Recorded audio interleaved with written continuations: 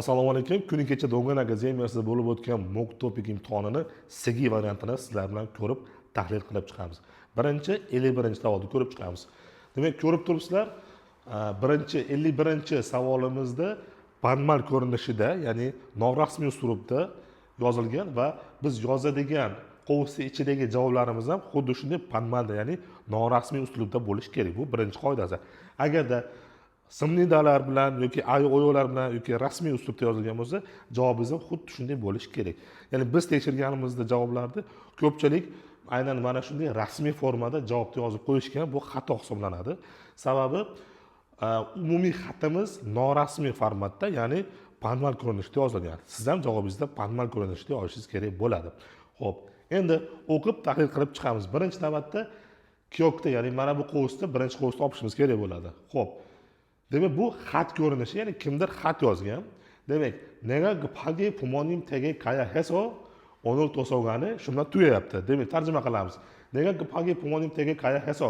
Men zudlik bilan ota-onamning uylariga borishim kerakligi uchun onul to'sogani, ya'ni bugun kutubxonaga deyapti-da, gap yo'q. Ya'ni qo'shni ichini biz to'ldirishimiz kerak. Xo'p, bu yerda nima bo'lishi mumkin? Endi o'z navbatida bu xat yozuvchi inson o'zini vaziyatini, holatini tushuntiryapti.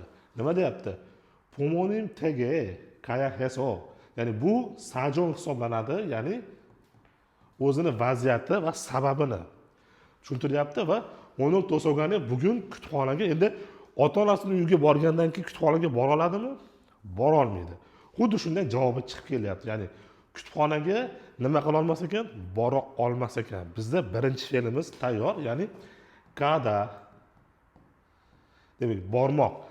Endi bora olmaydi degandan keyin bizda juda ham ko'p grammatikalarimiz bor. Misol uchun kaji motada, kalso opta ikkalasidan bittasidan foydalansangiz bo'ladi. Xo'p, qo'shamiz grammatika.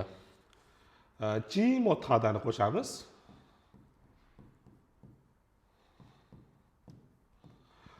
Xo'p, kada bormoq, chi motadani qo'shadigan bo'lsak, demak bizda bora olmaydi degan gap kelib chiqadi. Endi birinchi gapni topib bo'ldik. Demak, birinchi gapimizning javobi shunaqa bo'lar ekanki, kaji motada. Demak, endi gap to'kilgan bo'lsak, nega pagi pumonim tege kaya heso, men zudlik bilan ota-onamning uyiga borishim kerakligi uchun bugun kutubxonaga bora olmayman. Endi hali aytganimdek, biz oxirida qanaqa qilib tugatardik? Kaji motheyo emas, kaji mothe bo'ldi. Mana shunda to'g'ri javobimiz chiqadi. Demak, bizda to'g'ri javob bo'lyapti kaji mothe. Demak, kutubxonaga bora olmayman. Yokida siz kalso opso qo'yilgan bo'lsangiz ham bu ham to'g'ri bo'ladi. Ya'ni kutubxonaga bora olmasligini tushuntirdi do'stiga. Endi davom etamiz. Ibon chumare tashi to'ravol yejonginde hokshi oni na teshin chegil. Endi tasavvur qiling. Kutubxonaga inson nima uchun boradi o'quvchi? O'qish uchun yoki kitob olish yoki kitob berish uchun boradi. Uchtasidan bitta variant bo'lishi kerak bu yerda. Bu safar, ya'ni Ibon chumare bu hafta oxirida yana qaytib kelishni rejalashtirganman. Hokshi oni na teshin. Ehtimol bugun meni o'rnimga kitobni nimadir qilishini so'rayapti.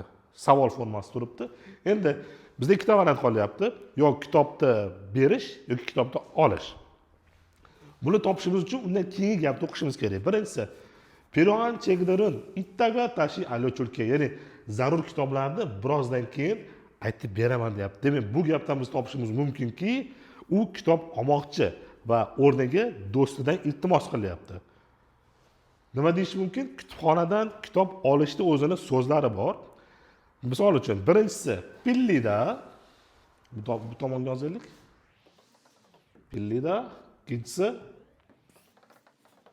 techurada. Ya'ni pillida techurada ham qarzga olmoq. Kutubxonadan qarzga olish. Endi bu pillida bilan techurada, ya'ni asosiy biz fe'llarimizni topib oldik.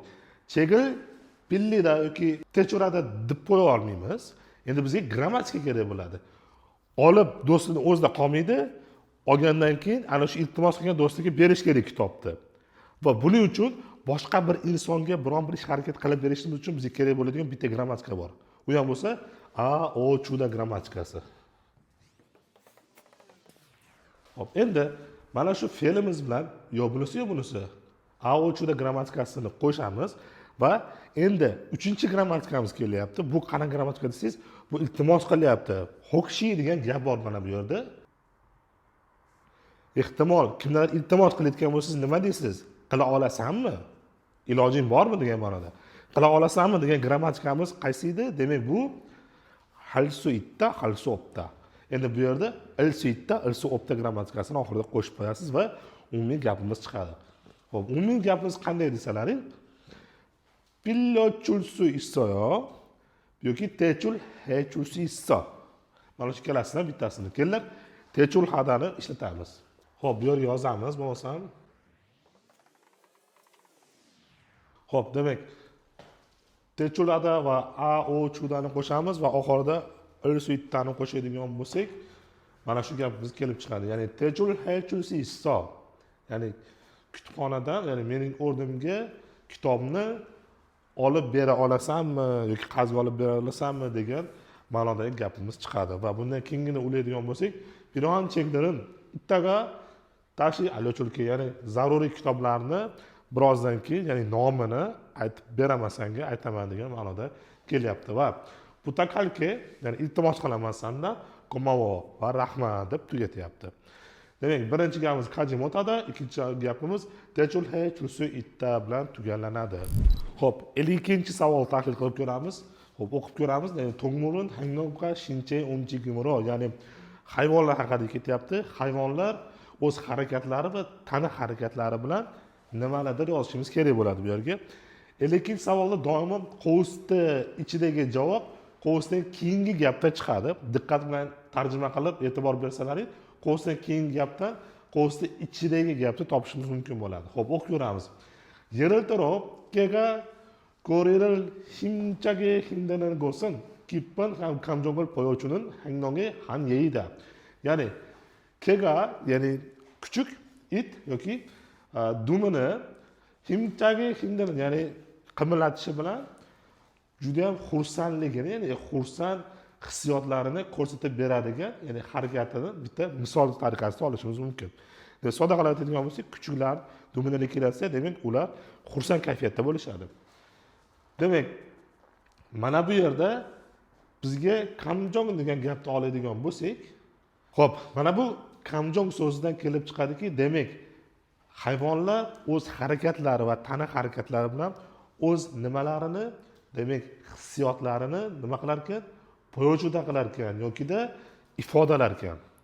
Shuning uchun bizda yo poyojuda yoki ifodalamoq so'zidan kelib chiqib, kamjongol pehon hanta degan gapni qo'ysak, mana shu javob to'g'ri javob hisoblanadi. Xo'p, davom etamiz. 그리고 몸을 낮추고 이빨을 보이는 움직임이 화가 나거나 상대에 대한 주의 표현이라고 할 수 있다. ya'ni tanasini pasaytirib, tishlarini ko'rsatadigan bo'lsa, bunaqada jahli chiqayotganini va sangdaya degan, ya'ni qarama qarshi sangdayga nisbatan o'zini jahlini chiqarishi va unga qarab e'tiborli bo'lishini bildiradi. Xo'p, 이러한 행동을 알고 있다면 동물을, ya'ni mana shunday harakatlarni bilsangiz deyapti, hayvonlarni 잘 이해할 수 있다. ya'ni hayvonlarni yaxshi tushuna olasiz. Aynan mana shu 잘 이해할 수 있다 degan gapni qo'yadigan bo'lsangiz, demak mana shu javobimiz to'g'ri bo'ladi. 53-savolga keldik. 53-savolimizda grafika beriladi va mana shu grafikadagi barcha ma'lumotlarni siz yozib bergan bo'lishingiz kerak edi. Xo'p, ushbu grafikamizda 3 ta bo'lim bor. Birinchi bo'lim, ikkinchi bo'lim va oxirgi sabab 3-chi bo'limimiz bor. Bir boshdan birinchi bo'lim yoziladi va ikkinchi va uchinchi bo'limlarni yozishingiz kerak bo'ladi. Demak, birinchi bo'limimizda bola parvarishi ta'tili, ya'ni dekret ta'tili soni va erkaklarni ta'tilga chiqish foizi berilgan.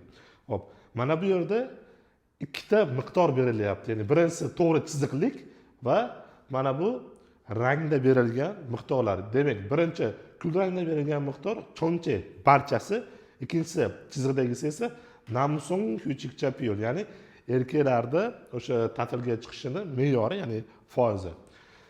Mana bu alohida yoziladigan miqdor hisoblanadi. Ko'pchilik yozganlarda bu narsa aralashtirib yuborilgan yoki bittasi yozilgan xolos. Shunga e'tibor beringlarki, shunday holatlar keladigan bo'lsa, doimo har bitta sonni alohida yozishingiz kerak. Birinchi navbatda cho'nchani berib olasiz. Demak, cho'nchada bizda 11, Namsung Hyuchikchada esa 24.5% berilyapti. Mana shu ikkalasini alohida yozib olasiz yokida birinchi cho'nchani 11 va 13 da alohida yozasiz, ya'ni 11 dan 2022-yilga kelib 13 ko'tarildi degan ma'noda. Yokida Namsung Hyuchikchaga o'tganingizdan keyin birinchi 2020-yilda 24.5% bo'ldi va 2022-yilga kelganda 29% ga ko'tarildi deb alohida yozib berish kerak bo'ladi. Va bundan keyin ikkinchi bo'limga o'tamiz. Ikkinchi bo'limda ham xuddi shunday, ya'ni Hyundai Yuga Hyuchikchaga taninen Kyop Yuhyong. Ya'ni ana shu dekretga shu bola parvarish uchun damga chiqqanlar boradigan Kyop, ya'ni shu korxonalarning shakli. Demak, Taekyo va Chungsokyolar bor ekan. Demak, qorada belgilangani bizda Taekyo, ya'ni katta korxonalar, oqda belgilangani Chungsokyo, kichik va o'rta korxonalar. Demak, Namsongda alohida beryapti, Yosongda alohida beryapti. Demak, Namsongda holati bo'yicha Taekyo'da 45%, Chungsokyo'da 15%. Yosongga o'tamiz. Yosongda Taekyo'da 93% va Yosongda 44% deb ikkinchi bo'limni ham tugatishingiz mumkin. Va oxirida 3-bo'limda Namsong Yuga Hyuchik Shinchongi Chogun Iyu. Endi erkaklar bola parvarishi uchun dekretga chiqishga ariza berish sonini ozligining sababi nimada deb so'rayapti. Nima uchun kam ariza berishyapti? Xo'p, birinchi sababi Teche Ilyok Cheyongi Orion, ya'ni o'rinbosar ishchini topish qiyinligi sababli mana bu holat kelib chiqadi. Endi bu holat nima desalaringiz, Tongyo Qillojayi Ommu Kajon, ya'ni hamkasblariga dekretga o'sha ta'tilga chiqqan insonning ishi yuklanib qoladi va bu og'irlik qiladi. Ikkinchi sababi Yuga Hyuchik Kigan Chung Sodiq Kamso. Bola parvarish uchun ta'tilga chiqilganda o'z-o'zidan sodiq kamso bo'ladi. Ya'ni sodiq bu foyda. Endi tushum kamayib ketadi. Shuning uchun Kyonjejok Pudamkan, ya'ni iqtisodiy tashvishni olib keladi bu narsa. Mana shu sababli demak erkaklar kamroq bola parvarish uchun ta'tilga chiqishar ekan. Mana shu ma'lumotlarni siz to'liq qilib berganingizdan so'ng ana shunda sizga yuqori ball berilishi mumkin. Xo'p, eng asosiy 54-savolga yetib keldik. O'zlaringiz bilasizlar, 54-savol eng yuqori ball beradigan savol hisoblanadi, ya'ni 50 ball berish mumkin. Lekin mock imtihonida doim kuzatamizki, ko'pchilik o'quvchilarimiz aynan 54-sigini yozmay chiqishadi. Biz kuni kecha bo'lgan imtihonda ham ko'rib chiqdik. Deyarli 50% o'quvchilarimiz 54-sigini yozmay chiqishgan. Bu juda ham achinarli. Xo'p, 54-savolimiz shundan iborat ediki, Tongmul Shirom haqida, ya'ni Tongmul Shirom hayvonlar ustida o'tkaziladigan tajribalar haqida. Ya'ni tajriba nima uchun kerak va nima uchun hayvonotda o'tkazish kerak va 3 ta savol berilyapti. Birinchi savolimiz Tongmul Shiromi Pirosongin Moshinka, ya'ni hayvonlar ustida tajriba o'tkazishning zaruriyati nima? Ikkinchisi Tongmul Shiromi Munjajomun Moshinka, ya'ni hayvonlar ustida o'tkaziladigan tajribani muammolari nimada? Va oxirgisi Tongmul Shiromi Changsong Hanumka, Aniyon Pande Hanumka, ya'ni hayvonlar ustida o'tkaziladigan tajribaga siz rozimisiz yokida siz qarshimisiniz? Kimkoritoro chashini ikonosarab misollar keltirib, dalillar keltirib o'z fikringizni yozing. 54-sigimizni ma'no mazmuni shundan iborat edi. Lekin ko'pchilik o'quvchilarimiz ushbu ma'noni tushunmasdan, ya'ni umuman boshqa mazmundagi so'zlarni, boshqa mazmundagi gaplarni yozib chiqishgan. Shuning uchun 700 ta qilcha to'lgan bo'lsa ham ushbu o'quvchilarimizga juda ham past ball berildi. Xuddi shunday, siz agarda haqiqiy imtihonda ham savolda aniq mazmunni tushunmasangiz, sizga yuqori ball berilmaydi. Aksincha juda ham past ball beriladi yoki umuman ball berilmasligi mumkin. Shuning uchun sizga birinchi navbatda savolni va ushbu rejalarni to'liq tushunishingiz kerak bo'ladi. O'quvchilarimiz qilayotgan yana bir xatolardan bittasi bu mana bu savolni to'lig'icha ko'chirib qo'yish bo'lyapti. Bunday holatda ham sizga umuman ball berilmaydi. Savolda ham Munjero Kedero Siji Mashio degan joyi bor. Diqqat bilan o'qisangiz bu, ya'ni savolni shundayligicha ko'chirib yozmang degan ma'noni bildiradi. Shuning uchun iloji boricha ushbu savolni yozmaganingiz ma'qul. Xo'p, endi rejalarga o'tamiz.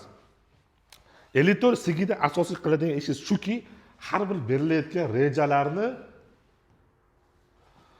alohida yozib yoritib berish kerak bo'ladi. Misol uchun, birinchisi, Tongmul Shiromi Pirosonga Moshinka, ya'ni hayvonlar ustida o'tkazilayotgan tajribani zaruriyati nimada? Birinchi navbatda o'ylab ko'rishimiz kerakki, nima uchun hayvonlar ustida tajribalar o'tkazilyapti? Buni zaruriyati o'zi nimada? Buni shunchaki o'z dunyoqarashingiz orqali o'ylab ko'rasiz va yozishingiz kerak bo'ladi. Misol uchun, ko'pincha hayvonlarda ustida tajriba o'tkazib, zaruriy dori mahsulotlarini ishlab chiqarishda yoki ishlab chiqarilgan dorilarni sinashda ishlatiladi va boshqa sohalarda ham ishlatilinishi mumkin. Buni o'z dunyoqarashingiz orqali kelib chiqib, o'qigan kitoblaringiz yoki ko'rgan dokumentarli filmlaringiz orqali keltirib chiqarishingiz mumkin bo'ladi. Mana shunda siz aynan hayvonlar ustida o'tkazilgan tajribani zaruriyati haqida yozib berishingiz kerak bo'ladi. Boshqa rejalardagi gaplar agar birinchi rejaga kirib qoladigan bo'lsa, unaqada sizga ball berilmaydi. Demak, ikkinchi rejaga o'tamiz. Tongmul Shirome Munjojomun Moshinka. Hayvonlar ustida o'tkazilayotgan tajribaning muammoli tomonlari nimada? Bu haqida ham o'z fikringizni yozib berishingiz kerak bo'ladi. Men bitta misol keltiraman. Misol uchun, yo'qolib borayotgan hayvonlar ustida qanaqadir tajriba o'tkazilayotgan bo'lsa, demak, ushbu hayvonlarning yo'qolishi bu katta muammo. Shuning uchun ushbu hayvonlardan foydalanish tajriba ustida mumkin emas degan fikrdaman. Va boshqa yana qandaydir muammolari bo'lsa, buni o'z fikringiz bilan yozib yoritib berishingiz kerak. Xo'p, uchinchisi, Tongmul Shirome Changsoanunka, Panyanunka. Bu har bir o'quvchini o'z fikri. Ya'ni siz bunga qarshimisiz yoki-da siz rozimisiz? Rozi bo'lsangiz, nima uchun roziligingizni sabablarini keltirgan holatda yozib berishingiz kerak bo'ladi. Yoki-da siz qarshi bo'lsangiz, xuddi shunday birinchi navbatda siz men Tongmul Shiromga qarshiman deb yozib va bundan keyingina kimkon, ya'ni sabablaringizni keltirib berasiz. Qaytaraman, siz bergan fikrda asosi bo'lish kerak. Asos bo'lsagina sizning fikringiz inobatga olinadi. Ya'ni nima uchun qarshisiz? Qarshiligingizni tushuntirib isbotlab bering. Nima uchun rozisiz? Roziligingizni tushuntirib isbotlab berishingiz kerak. Mana shunda sizni roziligingiz yoki-da qarshiligingiz inobatga olinadi. Xuddi shunday har bir rejaga berilgan savolga aniq javobingiz bo'lsagina sizda to'liq elektorsiyaga javob bo'ladi va yuqori ball olishingiz mumkin bo'ladi. Va yana grammatikalar o'z holicha, ya'ni kerakli joyda ishlatilishi kerak. Bitta grammatikani 2-3 martalab ishlatish iloji boricha ishlatmagan ma'qul, sababi yuqori ball olishingiz uchun har xil grammatikalardan, ya'ni sinonim grammatikalardan foydalanishingiz muvofiq bo'ladi. So'zlar ham xuddi shunday, iloji boricha siz ko'p yuqori darajada so'zlarni ishlataman deb gapni buzib qo'yishingiz mumkin. Gapni buzmaslik uchun, gap to'liq holatda yetkazib berilishi uchun yoki o'quvchi o'qigandan keyin uni tushunish uchun siz o'rta va boshlang'ich so'zlardan foydalansangiz ham bo'ladi. Muhimi grammatika va so'zlar yuqoriligi emas, muhimi siz yozgan gap tushunarli bo'lishi. Mana shunda sizga yuqori ball berilishi mumkin.